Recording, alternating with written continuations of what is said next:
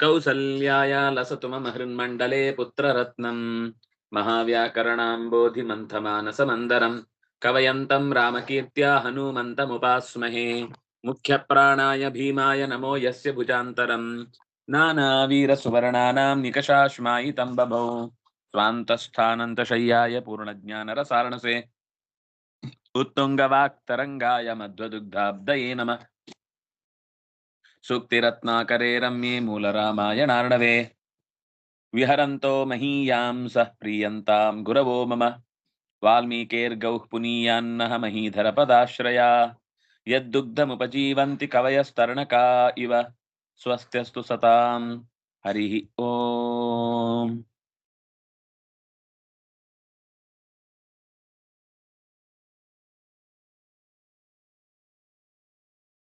ಶ್ರೀರಾಮಚಂದ್ರನ ಸೇವೆಗಾಗಿ ಸಿದ್ಧವಾದ ಸೇನೆಯನ್ನು ಪೂರ್ವ ಪಶ್ಚಿಮ ಉತ್ತರ ದಕ್ಷಿಣ ಅನ್ನುವ 4 ದಿಕ್ಕುಗಳಿಗೆ ಕಳುಹಿಸಿಕೊಡುವಂತಹ ವ್ಯವಸ್ಥೆಯಲ್ಲಿ ವಿನತ ಅನ್ನುವನನ್ನ ಪೂರ್ವದ ದಿಕ್ಕಿಗೆ ಕಳುಹಿಸಿ ಅಲ್ಲಿಯ ಅನೇಕ ಪ್ರದೇಶಗಳ ವೈಶಿಷ್ಟ್ಯಗಳನ್ನೆಲ್ಲ ನಿರೂಪಣೆ ಮಾಡಿದ ಸುಗ್ರೀವ. ಆಮೇಲೆ ಹನುಮಂತನನ್ನ ದಕ್ಷಿಣದ ದಿಕ್ಕಿಗೆ ಕಳಿಸ್ತಾ ಅದರ ನಾಯಕತ್ವವನ್ನ ಅಂಗದನಿಗೆ ನೀಡಿ ಅನೇಕ ಮುಖ್ಯ ಜನರು ಆ ದಕ್ಷಿಣದ ದಿಕ್ಕಿನಲ್ಲಿ ಸೀತೆಯನ್ನು ಹುಡುಕುವುದಕ್ಕಾಗಿ ಸಿದ್ಧರಾಗಿದ್ದಾರೆ.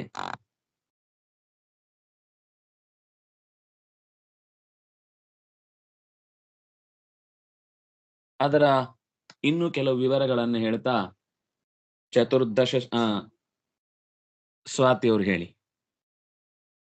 ಯದಿ ಮೇ ಪ್ರಾಣಗೋಪ್ತಾಸಿ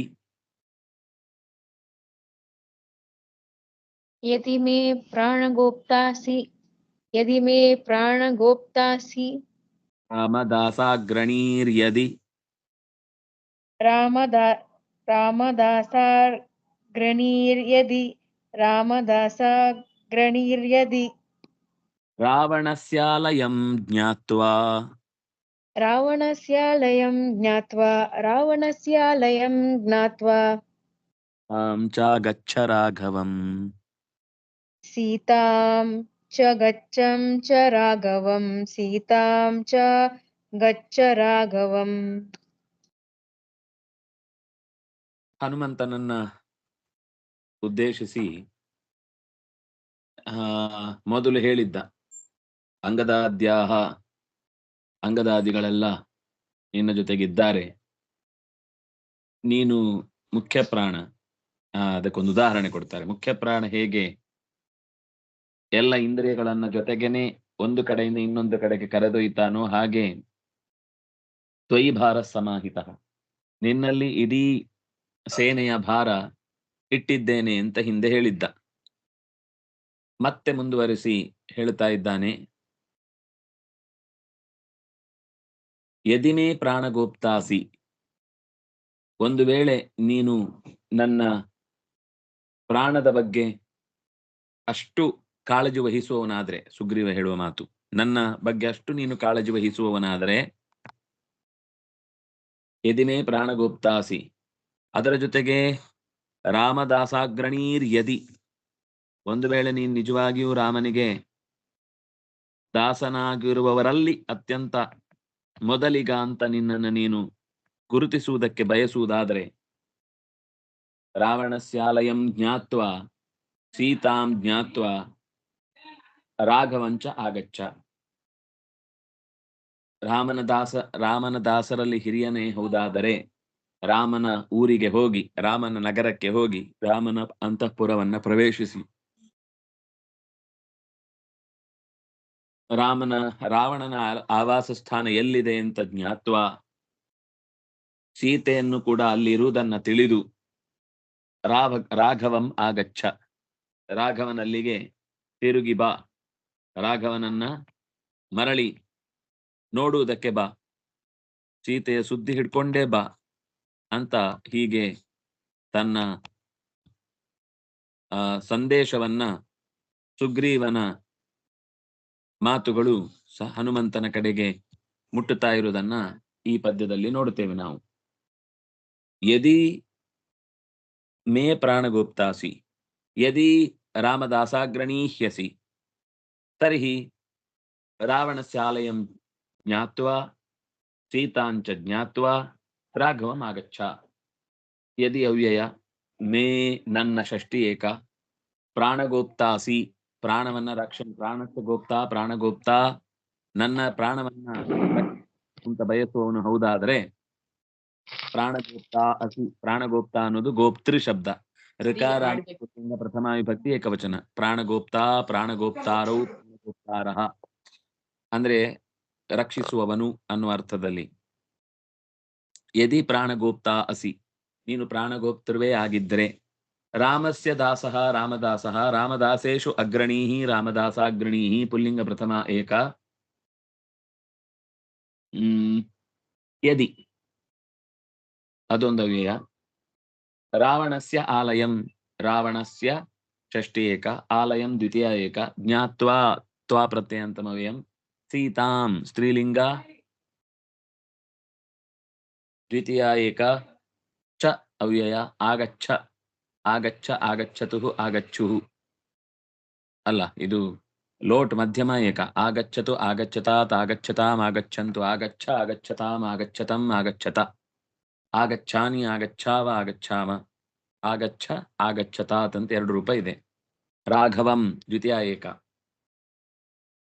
ಯದಿ ಮೇ ಪ್ರಾಣಗೋಪ್ತಾಸಿ ಯದಿ ಭವಾನ್ ಮಮ ಪ್ರಾಣಂ ಗೋಪ್ತುಮಿಚ್ಛಸಿ ಅಪಿ ಚ ತ್ವಂ ರಾಮಸ್ಯ ದಾಸೇಷು ಶ್ರೇಷ್ಠಃ ಅಸಿ ತರ್ಹಿ ರಾವಣಸ್ಯ ಆಲಯಂ ಗತ್ವಾ ತತ್ರ ಸೀತಾ ವಿದ್ಯತೆ ವಾ ನ ವಾ ಇತಿ ಜ್ಞಾತ್ವಾ ಸೀತಾಯಾಃ ವಾರ್ತಾಂ ಆನೀಯ ರಾಘವಂ ಪ್ರತಿ ಜ್ಞಾಪಯ ರಾಘವಂ ಜ್ಞಾಪಯ ಇತಿ ಆದಿಶತಿ. ನವನಿಧಿಯವರು ಚತುರ್ದಶಸು ಲೋಕೇಶು ಚತುರ್ದಶಸು ಲೋಕೇಶು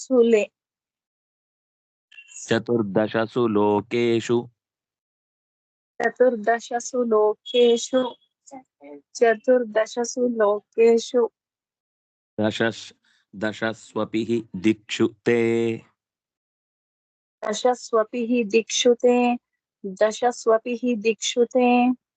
ಗತಿರ್ನ ವಿಹಿತಾ ಕ್ವಾಪಿ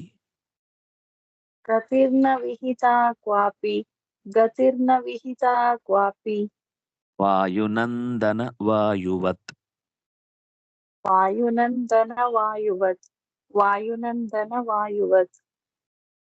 14 ಲೋಕಗಳಲ್ಲಿ 10 ದಿಕ್ಕುಗಳಲ್ಲಿ ನಿನ್ನ ಗತಿಯನ್ನ ತಡೆ ಹಿಡಿಯುವವರು ಯಾರೂ ಇಲ್ಲ.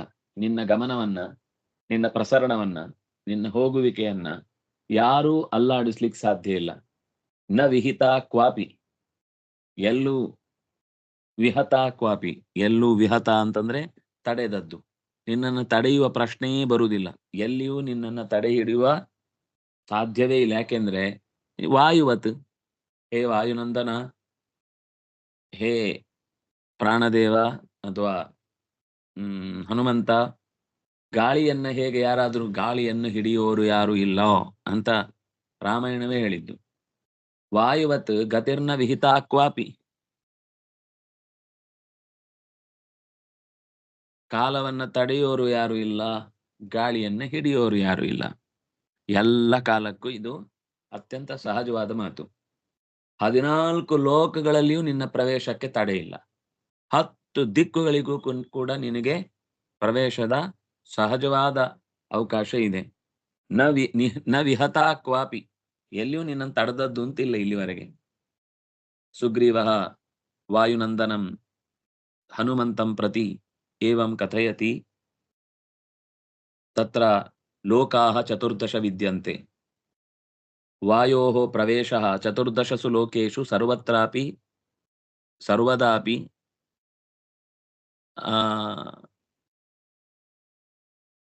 ನ ಪ್ರತಿಷಿದ್ಧಂ ತತ್ರ ಗಮನೆ ನ ವಿರೋಧಃ ಕುತ್ರಾಪಿ ನ ಕೇವಲಂ ಲೋಕೇಶು 10 ದಿಕ್ಷ್ವಪಿ ಪೂರ್ವ ಪಶ್ಚಿಮ ಉತ್ತರ ದಕ್ಷಿಣ ಆಗ್ನೇಯ ನೈಋತ್ಯ ವಾಯುವೆ ಈಶಾನ್ಯ ಊರ್ಧ್ವಂ ಅಧಃ ಇತ್ಯೇತಾಹ ದಶ ದಿಶಃ ವಾಯುನ ನ ರುದ್ಧಾಃ ವಾಯುನಾ ನ ಕದಾಚಿದಪಿ ಗಂತುಂ ನ ಶಕ್ಯಾಃ ಇತಿ ಉಚ್ಯತೆ ಸರ್ವತ್ರಾಪಿ ಗಂತುಂ ಶಕ್ಯತೆ ಏವಂ ಭವಾನಪಿ ಸೀತಾಯಾಃ ಮಾರ್ಗಣ ವಿಷये ಚತುರ್ದಶ ಲೋಕೇಷ್ವಪಿ ಮಾರ್ಗಣಂ ಕೃತ್ವಾ ಸೀತಾಯಾಃ ವಾರ್ತಾಂ ಆನಯತು ಭವಾನ್ ಆನಯ ಸಮರ್ಥಃ ಅಸಿ ಇತಿ ಸುಗ್ರೀವಃ ಕಥಯತಿ ರಾಮಾಯಣೆ ಏವಮಸ್ತಿ ತತ್ ಶ್ಲೋಕಂ ಪಠಾಮಿ ಅಧೋಭಾಗೆ ಸಂಗ್ರಹ ಚಂದ್ರಿಕಾಯಾಂ ವಿದ್ಯತೆ ತುಂಬಾ ಚೆನ್ನಾಗಿದೆ ನ ಭೂಮೌ ನಾಂತರಿಕ್ಷೇವಾ ನಾಂಬರೇ ನಾಮರಾಲಯೇ ಅವರಷ್ಟು ಪದ್ಯವನ್ನು ಒಂದು ಪದ್ಯದಲ್ಲಿ ಹಿಡಿದಿದ್ದಾರೆ ನೋಡಿ. ನ ಭೂಮೌ ನ ಅಂತರಿಕ್ಷೆ ನ ಚ ಅಂಬರೆ ನ ಅಮರಾಲಯೇ ನ ಅಪ್ಸು ವಾ ಗತಿಭಂಗಂ ತೇ ಪಶ್ಯಾಮಿ ಹರಿಪುಂಗವ.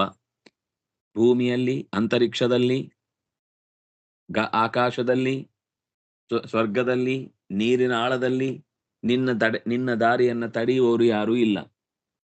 ನಾಸುರಾಹ ಸಹ ಗಂಧರ್ವಾಹ ಸನಾಗನರ ದೇವತಾಹ ವಿದಿತಾ ಸರ್ವಲೋಕಾಸ್ತೆ ಸಸಾಗರ ಧರಾಧರಾಹ. ಬೆಟ್ಟಗಳಾಗಲಿ, ಸಮುದ್ರವಾಗಲಿ, ಎಲ್ಲ ಲೋಕಗಳಾಗಲಿ, ನಾಗಗಳು, ನರಗಳು, ದೇವತೆಗಳು, ಗಂಧರ್ವರು, ಅಸುರರು, ನ ಗತಿ ನಿನ್ನ ವೇಗವನ್ನು ತಡೆಯೋರಿಲ್ಲ. ಗತಿರ್ ವೇಗಶ್ಚ ತೇಜಶ್ಚ ಲಾಘವಂಚ ಮಹಾಕಪೆ ಪಿತುಸ್ತೆ ಸದೃಶಂ ವೀರ ಮಾರುತಸ್ಯ ಮಹೋಜಸ. ನೀನೇ ಮತ್ತೆ ಮಾರುತ ಅಂತ ತಿಳಿಯುವ ಹಾಗೆ ನಿಮ್ಮಪ್ಪನನ್ನೇ ಹೋಲುವಂತೆ ಅವರ ಗತಿ, ಅವರ ವೇಗ, ಅವರ ತೇಜಸ್ಸು, ಅವರ ಚುರುಕುತನ ಇದೆಲ್ಲವನ್ನೂ ಹೊತ್ತು ನಿಂತಿದ್ದಿ. ತೇಜಸಾ ವಾಪಿತೇ ಭೂತಂ ನ ಸಮಂ ಭುವಿ ವಿದ್ಯತೆ.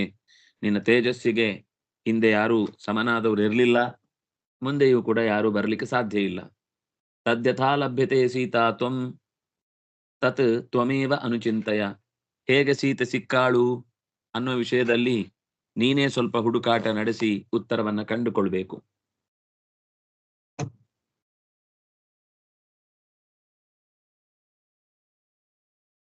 ತ್ವಯ್ಯೇವ ಹನುಮನ್ನಸ್ತಿ ಬಲಂ ಬುದ್ಧಿ ಪರಾಕ್ರಮ. ನಿನ್ನಲ್ಲಿಯೇ ಈ ದಿಕ್ಕಿನ ನಿಜವಾದ ಸುದ್ದಿಯನ್ನು ನನ್ನಲ್ಲಿಗೆ ಮುಟ್ಟಿಸುವ ತಾಕತ್ತು, ಬಲ ಇರುವಂಥದ್ದು, ಬುದ್ಧಿಶಕ್ತಿ ಇರುವಂಥದ್ದು. ದೇಶ ಕಾಲಾನುವೃತ್ತಿಶ್ಚ ನಯಶ್ಚನೇ ಪಂಡಿತ. ಯಾವ ದೇಶದಲ್ಲಿ, ಯಾವ ಕಾಲದಲ್ಲಿ ಯಾವ ರೀತಿ ವರ್ತಿಸಬೇಕು, ಶಾಸ್ತ್ರಕ್ಕೆ ಅನುಗುಣವಾಗಿ ಯಜಮಾನನ ಉದ್ದೇಶವನ್ನ ಅನುಸರಿಸಿ ಹೇಗೆ ಮಾತನಾಡಬೇಕು ಅಂತ ನಿನಗೆ ಗೊತ್ತಿರುವ ಹಾಗೆ ಯಾರಿಗೂ ಗೊತ್ತಿಲ್ಲ. ಅದರಿಂದಾಗಿ ಇದೊಂದು ಸುಂದರವಾದ ಮಾತು. ಹನುಮಂತನ ಬಗ್ಗೆ ಸುಗ್ರೀವ ಹೇಳಿದ ಮಾತು ರಾಮಾಯಣದಲ್ಲಿ ಅತ್ಯಂತ ಸುಂದರವಾಗಿ ನಿರೂಪಣೆಗೊಂಡ ಮಾತು. ಇದು ಇಷ್ಟನ್ನು ವಿಹತ, ನಿನ್ನನ್ನು ತಡೆಯುವ ಶಕ್ತಿ 14 ಲೋಕದಲ್ಲಿರುವ ಯಾರಿಗೂ ಇಲ್ಲ. ಅದು ಲೋಕದಲ್ಲಿ ಇರುವ ಯಾರಿಗೂ ಅಂತಂದ್ರೆ ಗಂಧರ್ವರು, ಕಿನ್ನರರು, ಕಿಂಪುರುಷರು, ದೇವತೆಗಳು, ಅಸುರರು ಎಲ್ಲರೂ ಬಂದು ಹೋದ್ರು. ದಶಸು ದಿಕ್ಷು ಅಂತ ಹೇಳುದ್ರಿಂದ ಭೂಮಿ, ಅಂತರಿಕ್ಷ, ಅಂಬರ, ಎಲ್ಲಾ ದಿಕ್ಕಿನ ವಸ್ತುಗಳನ್ನು ಕೂಡ ತಿಳಿಸಿದ ಹಾಗಾಯಿತು. ನೀನು ವಾಯುವಿನಂತೆ ತಡೆಯಲಾರದ ವಸ್ತು ಅನ್ನೋದನ್ನು ಹೇಳುವುದರ ಮೂಲಕ ವಾಯುವಿನ ತಾಕತ್ತನ್ನೆಲ್ಲ, ಆ ತೇಜಸ್ಸು, ಲಾಘವ, ಗತಿ, ವೇಗ, ಬುದ್ಧಿ, ಬಲ, ಪರಾಕ್ರಮ ಇತ್ಯಾದಿಗಳೆಲ್ಲದರ ವಿವರಣೆಯೂ ಕೂಡ ವಾಯುವತ್ ಅಂತ ಬಂತು. ಹೀಗೆ ಒಂದು ಸಂಗ್ರಹ ಅಂದ್ರೆ ಅತ್ಯಂತ ಸುಂದರ ಅನ್ನುವ ದೃಷ್ಟಿಯಿಂದ ಈ ಮಾತು ನಿಜವಾಗಿ ಒಪ್ಪಿಕೊಳ್ಬೇಕಾದದ್ದು. ಚತುರ್ದಶಸು ಲೋಕೇಶು, ಸಪ್ತಮಿ ವಿಭಕ್ತಿ ಬಹುವಚನ. ದಶಸು ಅದು ಕೂಡ ಸಪ್ತಮಿ ವಿಭಕ್ತಿ ಬಹುವಚನ. ಅಪಿ ಅವ್ಯಯ, ದಶಸ್ವಪಿ ಎಣ್ ಸಂಧಿ, ಈ ಅವ್ಯಯ. ದಿಕ್ಷು, ದಶಸು ಅನ್ನೋದು ಪುಲ್ಲಿಂಗ, ಸ್ತ್ರೀಲಿಂಗದ ಶಬ್ದವಾಗಿ ಬದಲಾಗತ್ತೆ. ದಿಕ್ಷು ಅನ್ನುವ ಶಬ್ದ ಇರುವುದರಿಂದ ಸ್ತ್ರೀಲಿಂಗ ಸಪ್ತಮಿ ಬಹು. ಲೋಕೇಶು ಅನ್ನುವಲ್ಲಿ ಪುಲ್ಲಿಂಗ ಬಹು ಸಪ್ತಮಿ. ಗತಿಹೀನ, ಗತಿರ್ನ ರೇಫಾದೇಶ ವಿಸರ್ಗ ಸಂಧಿ. ವಿಹತ ತಪ್ರತ್ಯಯಾಂತ ಶಬ್ದ ಕ್ವಾಪಿ ಅವ್ಯಯ ಕ್ವಾ ಅಪಿ ಕ್ವ ಅಪಿ ವಾಯೋ ನಂದನ ವಾಯುನಂದನ ಸಂಬೋಧನಾ ಪ್ರಥಮ ವಾಯೋ ವಾಯುವತ್ ಅವ್ಯಯ.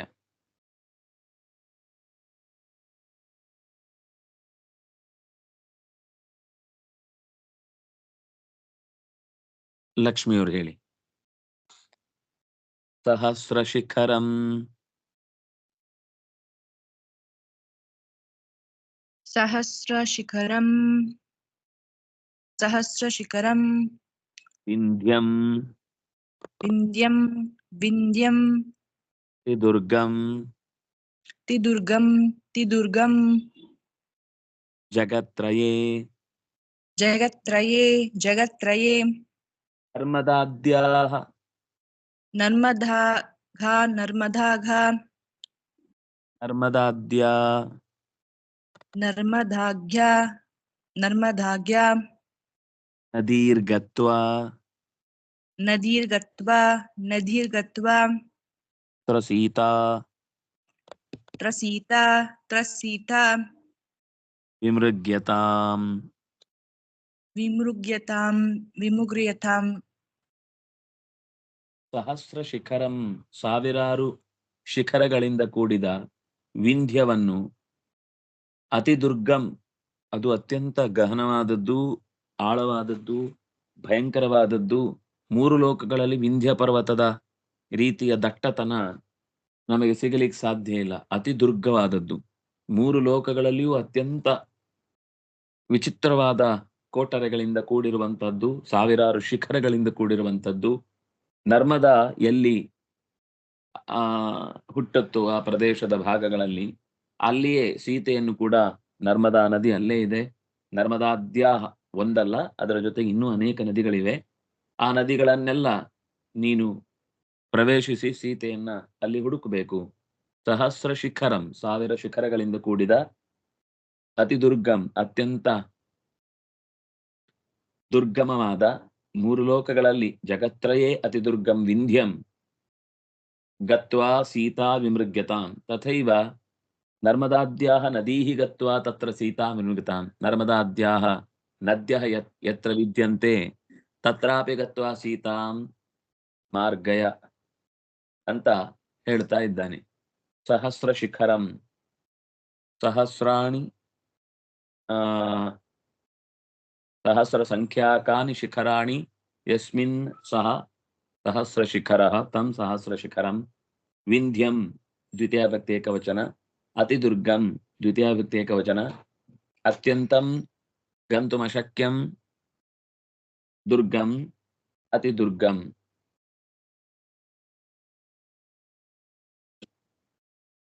ಜಗತ್ರಯೇ ಸಪ್ತಮಿ ಏಕ ನರ್ಮದಾ ಆದಿಃ ಯಾಸಾಂತಾ ನರ್ಮದಾ ಆದ್ಯಾಃ ಯಾಸಾಂತಾಃ ನರ್ಮದಾದ್ಯಾಃ ಸ್ತ್ರೀಲಿಂಗ ಪ್ರಥಮ ಬಹು ನದೀಃ ಸ್ತ್ರೀಲಿಂಗ ಪ್ರಥಮ ಬಹು ದ್ವಿತೀಯ ಬಹು ನದೀಃ ನರ್ಮದಾದ್ಯಾಃ ನದೀಃ ಎರಡು ಕೂಡ ದ್ವಿತೀಯ ಬಹು. ಗತ್ವಾ ಕ್ತ್ವಾ ಪ್ರತ್ಯಯಾಂತಮವ್ಯಯಂ ಸೀತಾ ಸ್ತ್ರೀಲಿಂಗ ಪ್ರಥಮ ಏಕ ವಿಮೃಗ್ಯತಾಂ ಲೋಟ್ ಪ್ರಥಮ ಏಕ.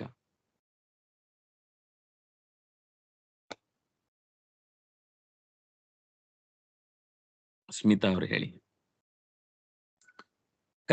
ಕಲಿಂಗಾದ್ಯಾಂಶ್ಚ ವಿಷಯಾನ್ कलिङ्गाद्यांश्च विषयान् कलिङ्गाद्यांश्च विषयान् ದಂಡಕಾರಣ್ಯಮುದ್ಬಣಂ दण्डकारण्यमुद्बणम् ಗೋದಾವರೀಂ ಚ ಕಾವೇರೀಂ गोदावरीं च कावेरीं ಅಗಸ್ತ್ಯಂ ಮಲಯಾಚಲಂ ಸಾಗಸ್ತ್ಯಂ ಮಲಯಾಚಲಂ. ಮುಂದೆ ಎಲ್ಲಿ ಹೋಗ್ಬೇಕು ಅಂತ ಮತ್ತೆ ಹೇಳ್ತಾ ಇದ್ದೇನೆ. ಕಲಿಂಗಾಹ ಅಂದ್ರೆ ಕಳಿಂಗ ದೇಶದವರನ್ನ ಕಳಿಂಗಾಹ ಅಂತ ಕರೀತಾರೆ. ಹೇಗೆ ಭಾರತೀಯಾಹ ಅಂತ ಕರೀತಾರೋ ಹಾಗೆ ಆಗ ಕಳಿಂಗಾಹ, ಋಷಿಕಾಹ, ಚೀಣಾಹ, ಹೂಣಾಹ ಅಂತ ಆಯಾ ದೇಶವನ್ನ ಯಾವಾಗಲೂ ಬಹುವಚನದಲ್ಲೇ ಪ್ರಯೋಗ ಮಾಡುದು. ಕಲಿಂಗಾದ್ಯಾಶ್ಚ ಕಲಿಂಗವೇ ಮೊದಲಾದ ಎಲ್ಲ ದೇಶಗಳನ್ನು ಪ್ರಜೆಗಳನ್ನು ವಿಷಯ ಅಂದ್ರೆ ಪ್ರಜೆಗಳು, ಪ್ರದೇಶಗಳು. ಕಲಿಂಗಾದ್ಯಾನ್ ವಿಷಯಾನ್. ಆಮೇಲೆ ದಂಡಕಾರಣ್ಯಂ, ಉದ್ಬಣಂ ದಂಡಕಾರಣ್ಯಂ. ಉದ್ಬಣ ಅಂದ್ರೆ ಭಯಂಕರ ಅಂತ ಅರ್ಥ, ಅತ್ಯಂತ ಭಯಾನಕವಾದದ್ದು. ದಟ್ಟ ಅಡವಿ ಅಂತನ್ನುವಲ್ಲಿ ಅತ್ಯಂತ ದಟ್ಟತನವನ್ನ ತುಂಬಿದ್ದು ಅಂತ ಲೋಕದಲ್ಲಿ ಕಂಡ್ರೆ ಅದು ದಂಡಕಾರಣ್ಯದಲ್ಲಿ. ಆಗ ಮನುಷ್ಯರು ಹೋಗುವುದೇ ದುರ್ಗಮವಾಗಿತ್ತು. ದಂಡಕಾರಣ್ಯ ಉದ್ಬಣಂ ಗೋದಾವರೀಂ, ಗೋದಾವರಿ ನದಿಯನ್ನು, ಕಾವೇರೀಂ, ಕಾವೇರಿ ನದಿಯನ್ನು, ಅಗಸ್ತ್ಯರಿಂದ ಕೂಡಿದಂತಹ ಮಲಯಾಚಲಂ, ಮಲಯ ಅನ್ನುವ ಬೆಟ್ಟದ ಸಾಲುಗಳನ್ನ ಮಲಯಾಚಲ ಅಂತ ಕರೀತಾರೆ. ಮಲಯ ಅಂದ್ರೆ ಬೆಟ್ಟೆ, ಒಂಥರ ಎತ್ತರದ್ದೇ ಭಾಗ ಅಂತ ಅರ್ಥ. ಮಲಯ ಅಂತ ಹೆಸರಿನಿಂದ ಕೂಡಿದ ಅಚಲಗಳು. ಅಗಸ್ತ್ಯರಿಂದ ತುಂಬಿರುವ ಮಲಯ ಅನ್ನುವ ಬೆಟ್ಟಗಳ ಸಾಲನ್ನ ಹೋಗಿ ಸೀತಾ ವಿಮೃಗ್ಯತಾಂ ಅಂತ ಹಿಂದಿದ್ದ ಕನ್ವಯ. ಕಲಿಂಗಾದ್ಯಾನ್ ವಿಷಯಾನ್, ಉದ್ಬಣಂ ದಂಡಕಾರಣ್ಯಂ ಮತ್ತೊಂದು ವಿಷಯ, ಗೋದಾವರೀಂ ಮತ್ತೊಂದು ಕಡೆ, ಕೆಳಗೆ ಬಂದು ಕಾವೇರೀಂ, ಅಲ್ಲಿಂದ ಇನ್ನೂ ಕೆಳಗಡೆ ಬಂದು ಮಲಯಾಚಲಂ. ಅಗಸ್ತ್ಯರ ಓಡಾಟಕ್ಕೆ ಕಾರಣವಾದ ಬೆಟ್ಟಗಳನ್ನೆಲ್ಲ ಹುಡುಕಿಕೊಂಡು ಬಾ. ಕಲಿಂಗಾದ್ಯಾನ್ ದ್ವಿತೀಯ ಬಹು, ಕಲಿಂಗಾಹ ಆದ್ಯಾಹ ಏಷಾಂತೆ, ಆಗ ಯಾಸಾಂತಾಹ ಇತ್ತು. ನರ್ಮದಾ ಅನ್ನೋ ನದಿ ಸ್ತ್ರೀಲಿಂಗಾದ್ರಿಂದ, ಆದ್ಯಾಹ ಅನ್ನೋದು ನದಿಗೆ ವಿಶೇಷಣವಾಗಿ ಬಂದದ್ರಿಂದ, ಈಗ ವಿಷಯಾನ್ ಪ್ರಜೆಗಳನ್ನು ಅದರಿಂದಾಗಿ ಮತ್ತೆ ದ್ವಿತೀಯ ಭಕ್ತಿ ಬಹುವಚನ ವಿಷಯಾನ್. ದಂಡಕಾರಣ್ಯಂ, ದಂಡಕಂ ದಂಡಕ ನಾಮಕಂ ಅರಣ್ಯಂ ದಂಡಕಾರಣ್ಯಂ ದ್ವಿತೀಯ ಭಕ್ತಿ ಏಕವಚನ. ಉದ್ಬಣಂ ದ್ವಿತೀಯ ಭಕ್ತಿ ಏಕವಚನ. ಗೋದಾವರೀಂ ಕಾವೇರೀಂ ಸ್ತ್ರೀಲಿಂಗ ದ್ವಿತೀಯ ಏಕ. ಸಾಗಸ್ತ್ಯಂ ಪುಲ್ಲಿಂಗ ದ್ವಿತೀಯ ಏಕ. ಅಗಸ್ತ್ಯೇನ ಸಹಿತ ಸಾಗಸ್ತ್ಯ ತಮ್ಮ ಸಾಗಸ್ತ್ಯಂ. ಮಲಯಾಚಲಂ ಮತ್ತೆ ದ್ವಿತೀಯ ಭಕ್ತಿ ಏಕವಚನ. ಚೈತ್ರ ಅವರು ಅಗಸ್ತ್ಯಮಾಶ್ರಮಗತಂ,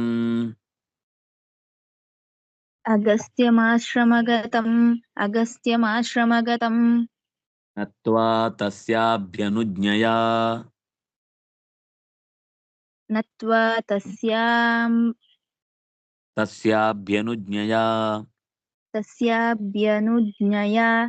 ನತ್ವಾ ತಸ್ಯಾಭ್ಯನುಜ್ಞಯಾ ಅತೀತ್ಯ ಸಿಂಧೂನ್ ದ್ವೀಪಾಂಶ್ಚ,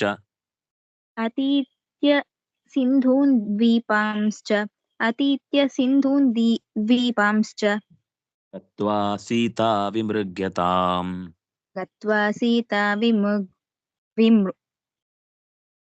ವಿಮೃಗ್ಯತಾಂ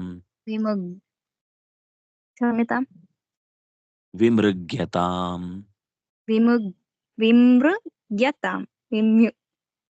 ವಿಮೃಗ್ಯತಾಂ. ಮೃಗ ವಿಮೃಗ್ಯ ವಿಮೃಗ್ಯತಾಂ. ವಿಮೃಗ್ಯತಾಂ. ಕರೆಕ್ಟ್. ಅಗಸ್ತ್ಯಂ ಆಶ್ರಮಗತಂ ನತ್ವ, ಅದೇ ಬೆಟ್ಟದಲ್ಲಿ ಅಗಸ್ತ್ಯರ ಆಶ್ರಮ ಇದೆ, ಅಲ್ಲಿಗೆ ಹೋಗು, ಅವರನ್ನು ಭೇಟಿಯಾಗು. ಆಶ್ರಮದಲ್ಲಿ ಅವರು ಇರ್ತಾರೆ, ಅವರ ಒಪ್ಪಿಗೆ ತೆಗೆದುಕೋ. ಈ ಮಲಯಾಚಲದ ಸುತ್ತಮುತ್ತ ಎಲ್ಲ ಕಡೆಯಲ್ಲೂ ಕೂಡ ನಾವು ಸೀತೆಗಾಗಿ ಹುಡುಕಾಟ ನಡೆಸ್ತಾ ಇದ್ದೇವೆ ಅಂತ ಹೇಳು. ತಸ್ಯ ಅಭ್ಯನುಜ್ಞಯ, ಅಭ್ಯನುಜ್ಞ ಅಂದ್ರೆ ಅವರ ಮುಖತಃ ಎದುರುಗಡೆನೆ ಅವ್ರು ಹೇಳಿನೇ ಅನುಜ್ಞೆಯನ್ನು ತಗೊಳ್ಬೇಕು, ಯಾರ ಹತ್ರನೂ ಹೇಳಿ ಕಳಿಸುವುದಲ್ಲ. ಅಭಿಮುಖಗೊಂಡು ನಮಸ್ಕರಿಸಿ ಮಾತನಾಡಿಸಿ ಅವರಿಂದ ಆಶೀರ್ವಾದ ಪಡೆದು ಅನುಜ್ಞೆಯನ್ನು ಹೊಂದುವಂಥದ್ದು ನೀನು ಮಾಡಬೇಕು. ತಸ್ಯ ಅನುಜ್ಞೆಯ ತಸ್ಯಾಭ್ಯನುಜ್ಞೆಯ, ಅಗಸ್ತ್ಯರ ಆಶೀರ್ವಾದದೊಂದಿಗೆ ಅಪ್ಪಣೆಯನ್ನ ಪಡೆದು ಸಿಂಧೂನ್, ಆ ಭಾಗದ ಅಂದ್ರೆ ಪೂರ್ವ ಭಾಗದ ಸಮುದ್ರದ ಕಡೆಯಲ್ಲೂ ಸಮುದ್ರವನ್ನು ದಾಟಿ ಅಲ್ಲಿ ಅನೇಕ ದ್ವೀಪಗಳಲ್ಲಿ, ಅಂದ್ರೆ ನಾವು ಇವತ್ತಿನ ಭಾಗದಲ್ಲಿ ಬಂಗಾಳ ಕೊಲ್ಲಿಯ ಮಧ್ಯದಲ್ಲಿರುವ ಅನೇಕ ದ್ವೀಪಗಳೆಲ್ಲ ಇವೆ, ಅಲ್ಲಿಗೂ ಹೋಗಿ ಬಂದಿದ್ದಾನವನು. ಆ ದ್ವೀಪಾನ್ ಸಮುದ್ರಾನ್, ಅದರ ಜೊತೆಗೆ ಜಂಬೂ ಪ್ಲಕ್ಷ ಮೊದಲಾದಿ ದ್ವೀಪಗಳನ್ನು ದಾಟಿ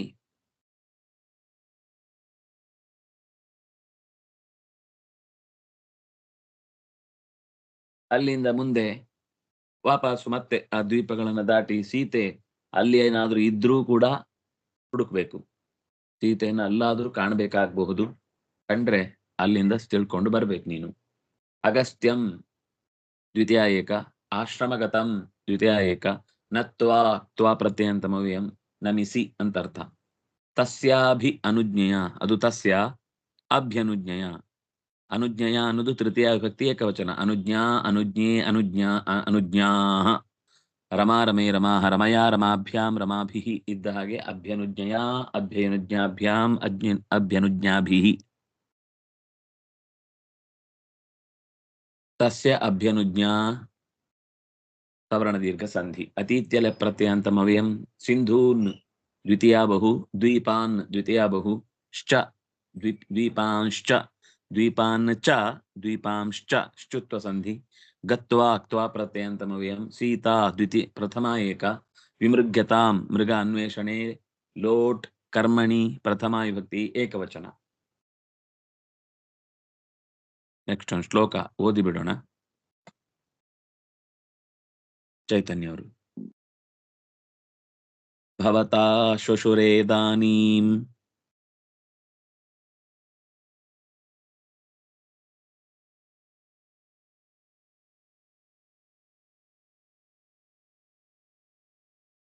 भवता श्वशुरेदानीं भवता श्वशुरेदानीं ೇಣ ವರುಣೋಪಮ सुषेण वरुणोपम सुषेण वरुणोपम ಕರ್ತವ್ಯಂ ಬಂಧುಕೃತ್ಯಂ ನಃ कर्तव्यं बन्धुकृत्यं न कर्तव्यं बन्धुकृत्यं न ಪಶ್ಚಿಮಾಂ ಗಮ್ಯತಾಂ ಹರಿತ್.